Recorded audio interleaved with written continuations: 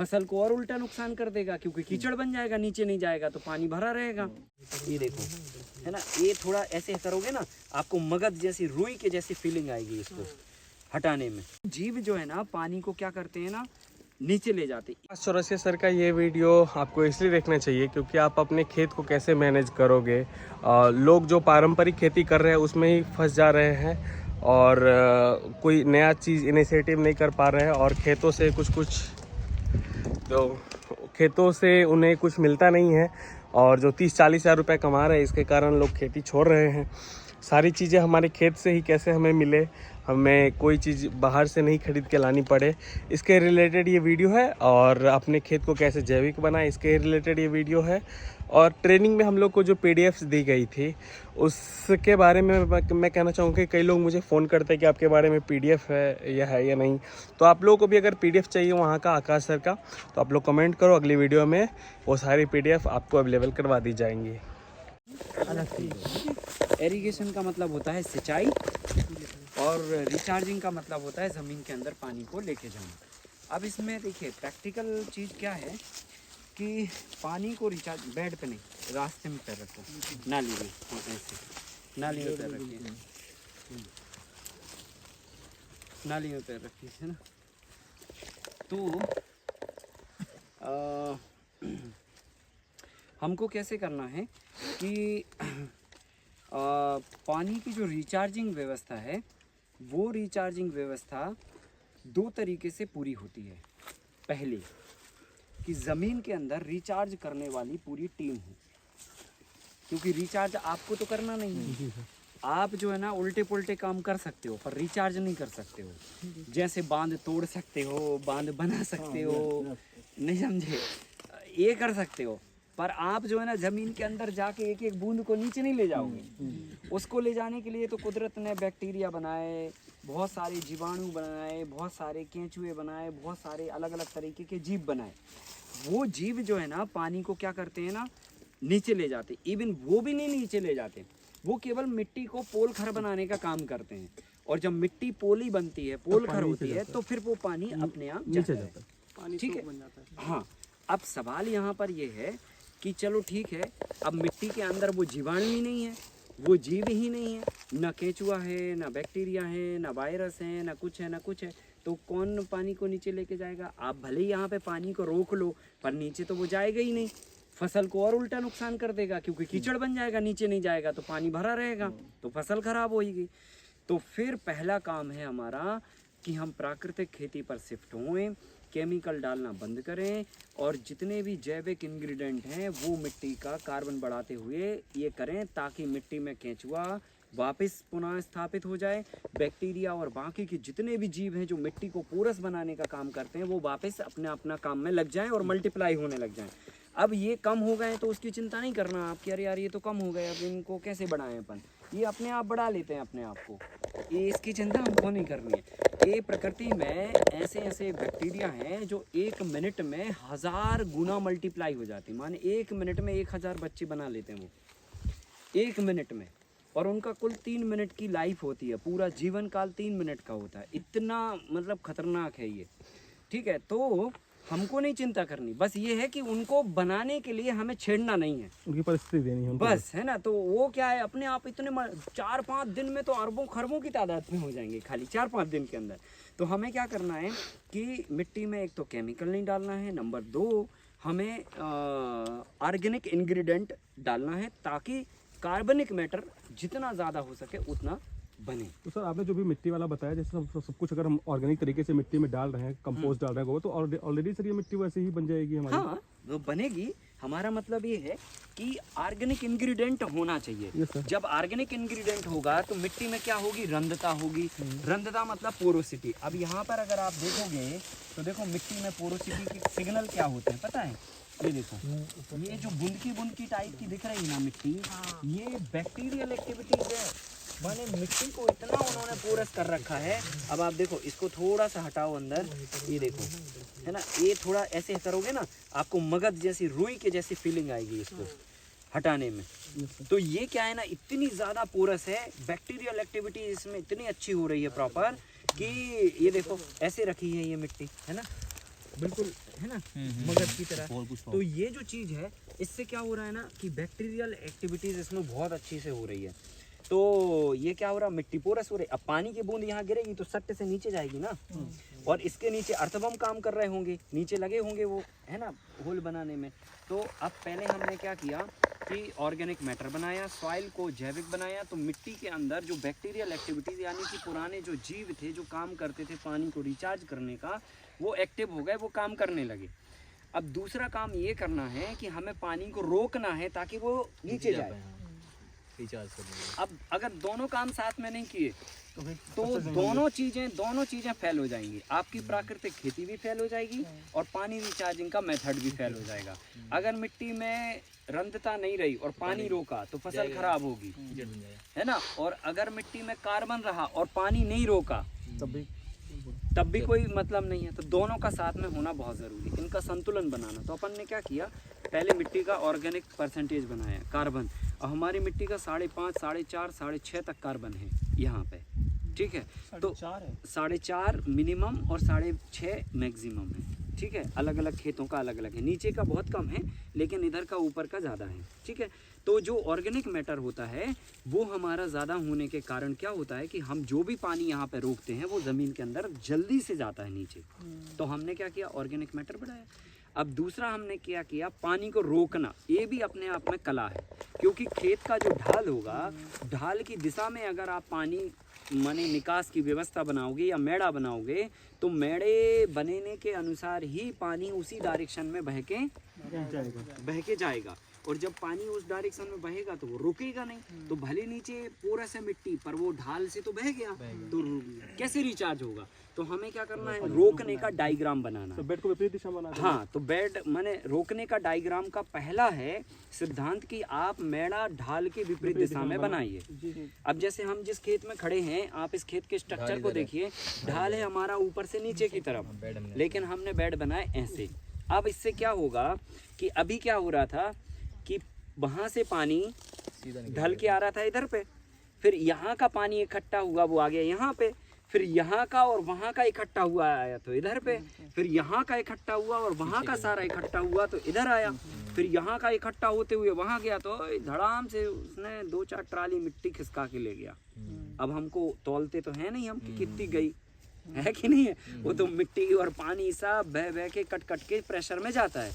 अब पहला हमने क्या किया, मेड़ा ढाल की डायरेक्शन में विपरीत डायरेक्शन में बना दिया तो हमारा पानी वहाँ पे रुक गया।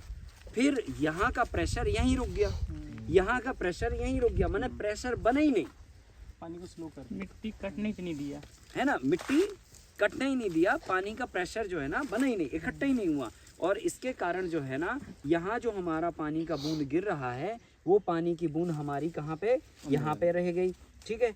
और यहाँ की पानी की बूंद यहाँ आ गई, ठीक है।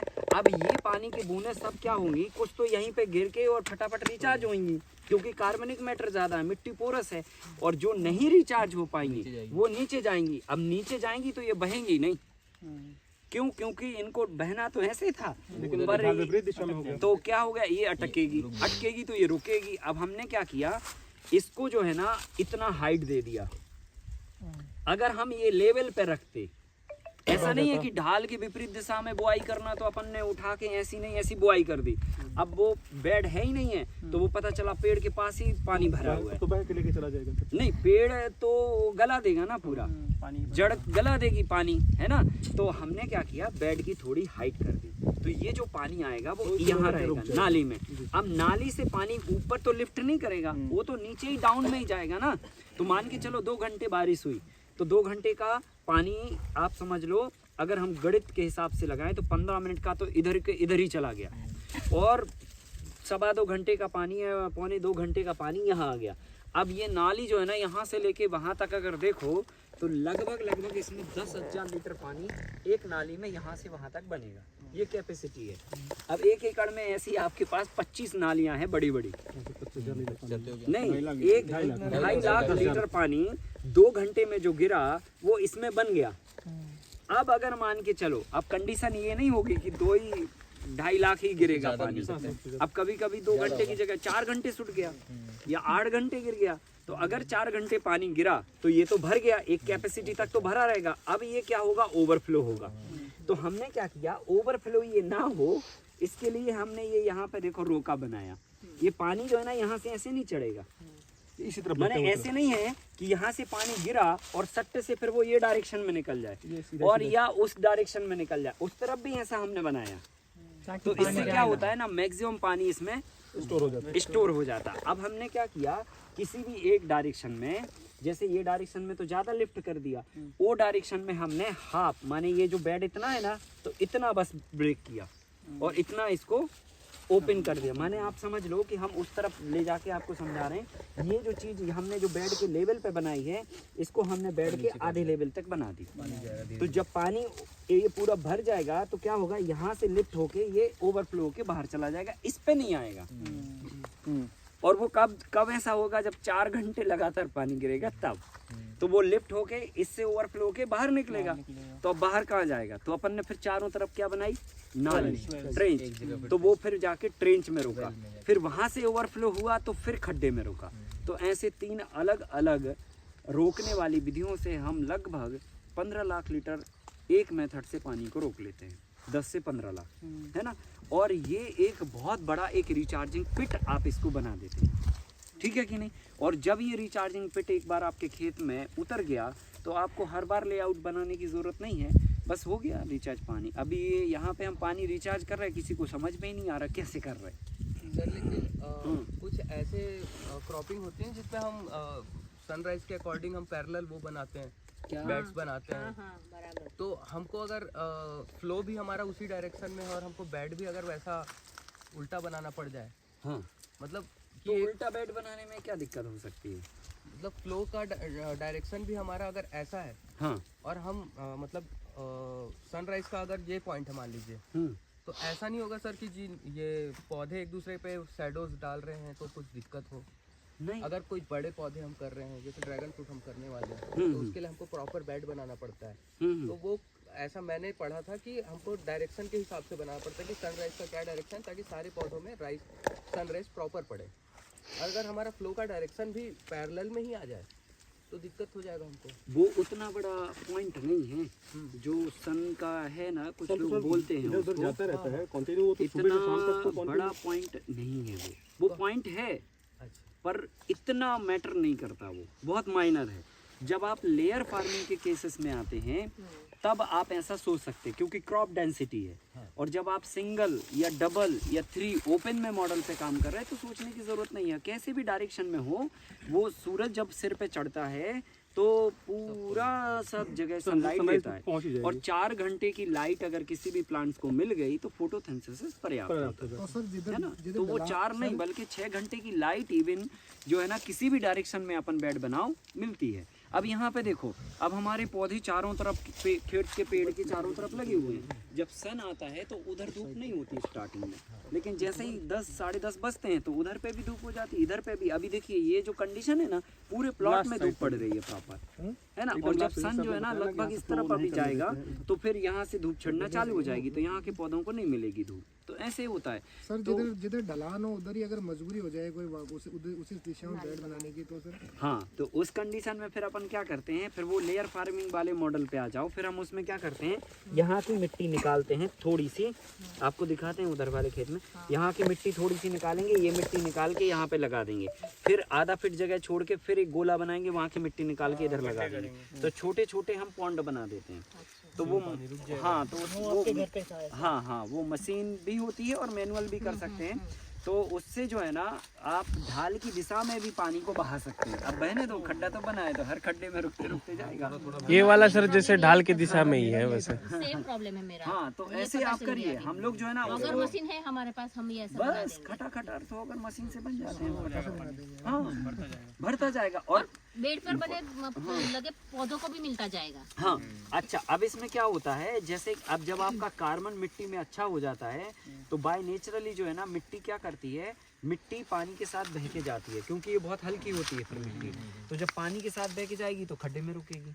फिर अगले खड्डे में रुकेगी, फिर ऐसे ऐसे रुकते रुकते मिट्टी से पूरा 3 महीने की बारिश में खड्डा लेवल हो जाएगा। खड्डा कितने दूर बनाना है? आधा आधा फीट पे, माने कि हम पैर रख पाए ऐसा चलने सर में। कितने डिस्टेंस पे बनाना है और कितना डेप्थ में? लगभग 1 फीट चौड़ा हो जाए चारों तरफ से, और फिर आधा फीट छोड़ के फिर 1 फीट, है ना। तो जब हम चलेंगे ना तो दोनों खड्डों के बीच में ए वाली जगह पे पैर रखेंगे। हाँ, पंजा आ जाए उसमें बीच में। हाँ, बस पंजा आ जाए।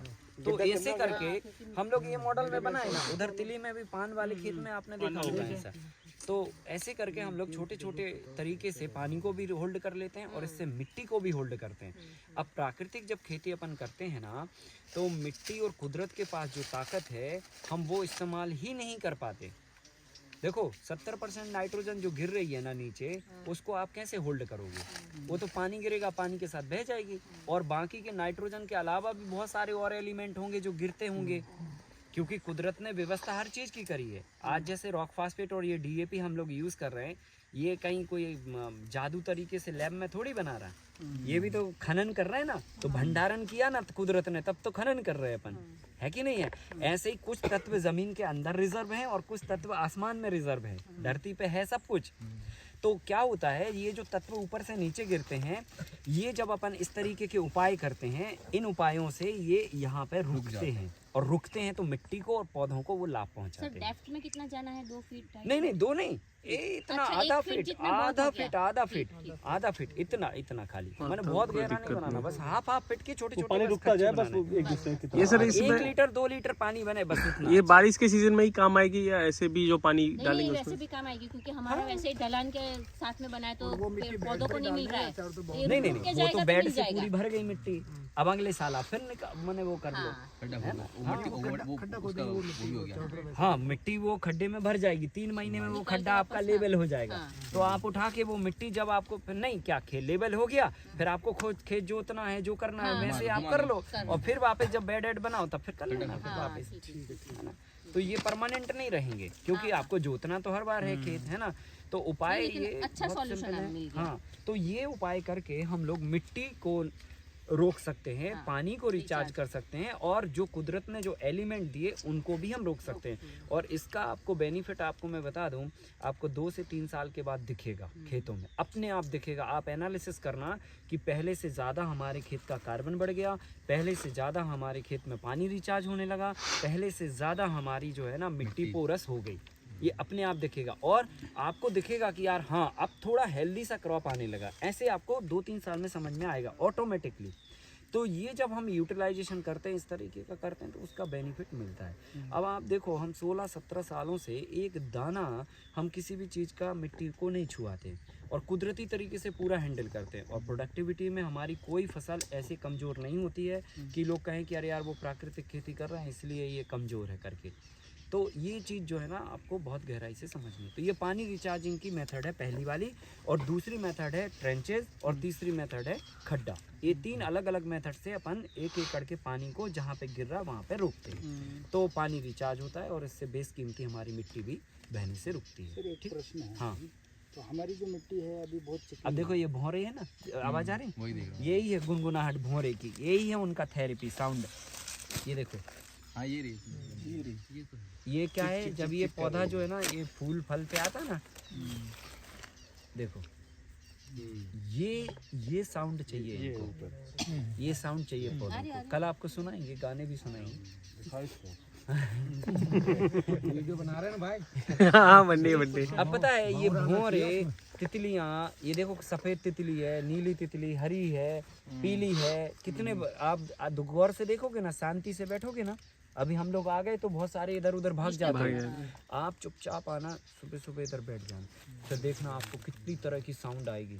कहीं से अलग चिड़िया, फिर अलग, फिर अलग, फिर अलग, फिर 48 तरह की चिड़िया हैं अपने इस कैंपस के अंदर, और सब मस्ती से खुश रहते हैं, बढ़िया मज़े में रहते हैं। और हमारी फसल में देखो ये कोई कीड़े नहीं है, देखो एक पत्ते में कोई छेद दिख रहा हो तो आप, और एक आप हमारा पंप ढूंढ के बता दो, पूरे खेत में ढूंढ लो आप, हमारा स्प्रे पंप ही नहीं मिलेगा, क्योंकि हम यूज़ ही नहीं करते। तो आप सोचो बिना स्प्रे के अरहर जैसी फसलों को हैंडल करना इतना आसान है क्या? वो इतना पौधा होता है और उसको पत्ते पूरे खा जाते हैं, फिर वो स्प्रे मारना पड़ता है शुरू से ही। इतने बड़े में तो 3-4 स्प्रे हो जाते हैं, और फिर फल्ली लगती है तो देख तेरी की, इल्ली लगती है तो देख तेरी की स्प्रे होते हैं।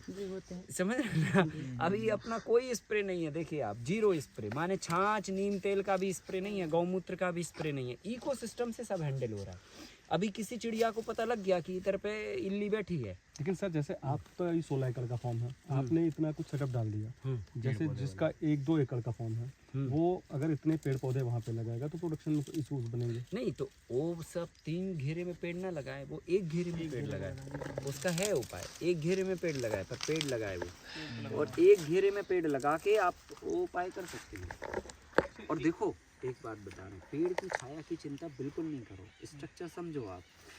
पेड़ की छाया होगी, आपका दिमाग ऐसा होना चाहिए कि हमारे पास अभी वर्तमान में जो साधन हैं उसमें हम बेहतर कैसे कर सकते हैं, वो आपको आना चाहिए। तो हमने क्या है ना, किसानों के सवालों के सस्टेनेबल जवाब खोजे, है ना। किसानों ने कहा जब हमसे कि भाई साहब वो पेड़ लगाएंगे, आप कह तो रहे हो पेड़ लगा लो, आप चिड़िया बुलाने की तो बात कर रहे हो, ठीक है समझ में आ रहा है, लेकिन वह पेड़ के नीचे कछु नहीं हुए। ऐसे टोन मार के उन्होंने हमें चुप कर दिया।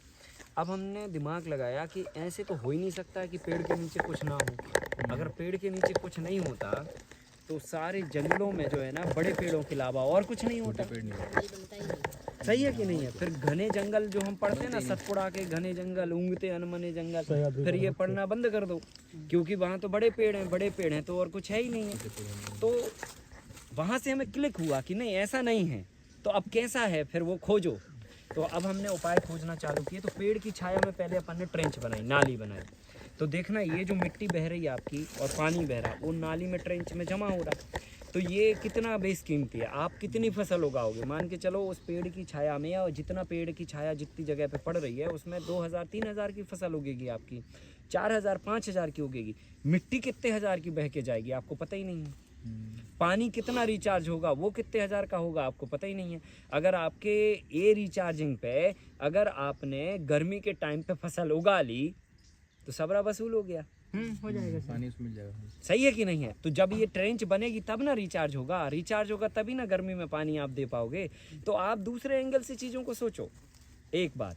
दूसरी, फिर उसके बाद जब अपन ये लगा देंगे पेड़, तो इससे चिड़िया आएगी, इल्लियाँ खाएगी, मधुमक्खियाँ आएंगी, शहद बनेगी, भौरें आएंगी, तितलियाँ आएंगी, बाकी सारा इकोसिस्टम बनेगा। और जब ये इकोसिस्टम बनेगा तो इससे क्या होगा, शहद मिलेगी वो आपको फ्री में, और स्प्रे बचेंगे वो दवाई का कितना खर्चा कर दोगे। एक फसल पे 5-7 हज़ार की दवाई मार देते हो, तो वो दवाई मारने का खर्चा बच गया, तो वसूल हो गए आपके पैसे। तो यहाँ पे भी वसूल हो गए, यहाँ पे भी वसूल हो गए।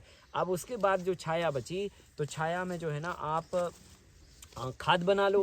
वो इसी में भाई नाली आपकी है तो आपको कंपोस्ट तो बना नहीं है। जैसे हमने वहाँ पिट बनाया, तो पिट ना बना के आप नाली में वो सारा कचरा, खाद, गोबर सब डाल दो नाली में, है कि नहीं है? तो वो समझ लो आप वो खाद का पिट बन गया आपका, तो नाली में अपना खाद बन गया।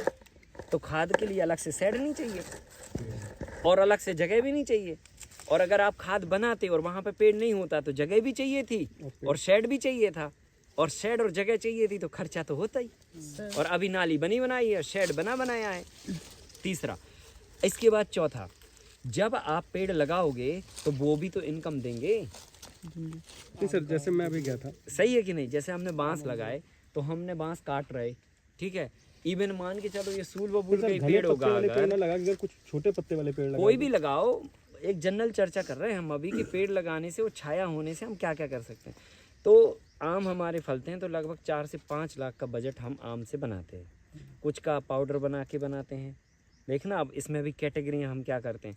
जब वो छोटी छोटी अम्मियाँ आती है ना, बिल्कुल छोटी, तो कई तो हवा से गिरती हैं, पक्षी भी गिराते हैं, वो ना बाज़ार में बिकती है, ना दाम मिलते हैं उसके, और ना घर में यूज़ हो सकती, और ना उसे आप कुछ कर सकते। तो हम क्या करते हैं, उसको बस 2 पला करके उसको सुखा देते हैं और फिर उसका ग्राइंड करके अमचूर पाउडर बना देते हैं। अब जो पाउडर खरीदेगा वो ये नहीं पूछेगा कि छोटे आम का बनाया, फटे आम का बनाया, छिलके वाले का बनाया, किसका बनाया, नहीं पूछते वहाँ पे लोग, बराबर ना। तो वो हमने क्या किया, सीधा सैंपल लिया और पिलर में जो है ना उसको एक बार घुमाया और बस कटिंग में उसको काटा और बस ड्रायर में डाल के और फिर ग्राइंड करके पाउडर कर दिया। 200 रुपये किलो का मटेरियल बन गया वो, नंबर 1। फिर जो है ना अमियाँ थोड़ी बड़ी हुई तो उसको तोतों ने खाना चालू किया।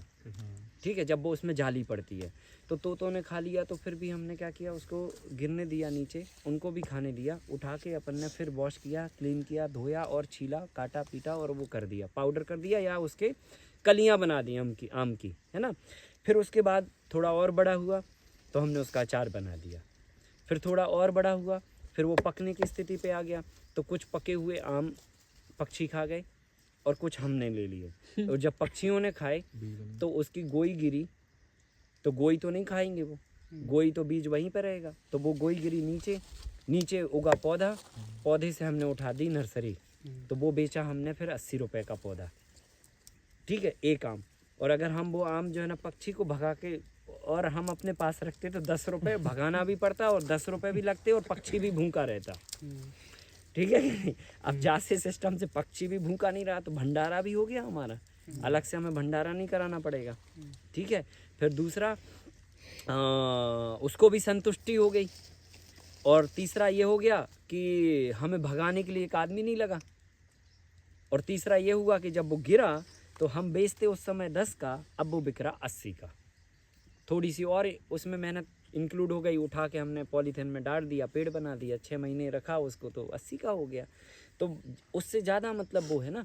अच्छा, अब ये आम का अचार है, पल्प है, ड्राई है, कलियां हैं, आमचूर है और फिर पके हुए आम है, ये सब का रेवेन्यू जब हम बनाते हैं ना सब टोटल पूरे कैंपस का, तो 5 से 6 लाख का रेवेन्यू हमारा 1 साल का बनता है। अब आप कैलकुलेशन करो, ये कैंपस है लगभग जिसमें आम ही आम लगे हैं, वो होगा लगभग 8 से 10 एकड़ के आसपास टोटल। ठीक है, 8 से 10 एकड़ में एक किसान अगर गेहूं की फसल लगाता तो कितना पैसा बनाता बताओ आप? 5 लाख से बराबर ना। तो हमने तो मेड़ों पे बना लिए 5, दवाई का खर्चा बचा लिया। ठीक है कि नहीं। और आंधी से तूफानों से नहीं समझे, और छाया का अपना एक आनंद है भाई। अभी आपको धूप लगेगी, आप इधर ही खड़े हो जाओगे। बिल्कुल। सही है कि नहीं। और अगर पेड़ नहीं होगा तो दो काम करोगे, या तो आप सुनोगे ही नहीं हमारी बात, और नहीं तो फिर भाग लोगे। ये सच्चाई है भाई, जब आपसे सहन ही नहीं होगी धूप तो क्या करोगे, दो ही